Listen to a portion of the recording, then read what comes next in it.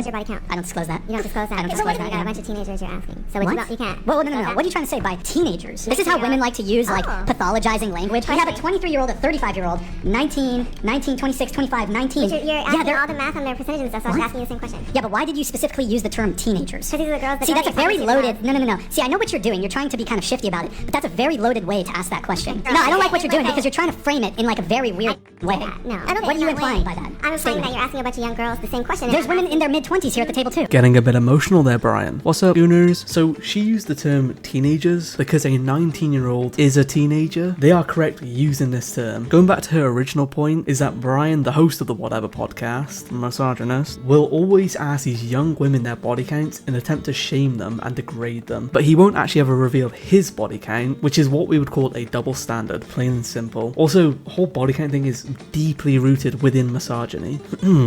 In this clip, you can see whenever a woman somewhat pushes back on these red pill junkies, they will get extremely defensive. They also do the exact same thing they accuse these women of doing on these podcasts, which is losing their cool and getting emotional. The woman in this clip is calm, collected, and asks very simple questions. Doesn't ever raise her voice once at Brian, but he has a little temper tantrum over it. And personally, I think it's a pretty valid question that he should have answered, but he just keeps going with it. He just keeps asking and asking and asking, therefore proving that he's just a little baby. And it's pretty embarrassing to watch because he preaches this whole, men are logical, we're smarter, you're all dumb, blah blah blah, but it just doesn't work here compared to these debaters like Andrew Wilson and Jay, especially Brian. He does like all of these. It is a situation where these women are set up for failure, and so when they get a question that pushes back on them, they're taken aback, and it's why he's having this emotional outburst right now. You see, if you listen to enough of these red pill podcasts, the reason they are so hung up on body count, they'll say it's about purity and value, but what it's actually about is power and control. Young women with lower body counts are more impressionable, especially when a man twice their age is involved and he has experience. These men are creeps, simply put. All they want is a pet and not a partner. That's why they'll go for these young impressionable women, so they can keep them in a spot like this. And it's pretty obvious when you look at the type of men that are going on here. They have a control freak. They need to control these situations. That's why in a lot of, especially the Whatever podcast, they'll have sort of uneducated OnlyFans models, but when this logical man is proposed with a logical question, his mind just implodes and he starts crying and making himself look like a massive baby in front of his whole podcast.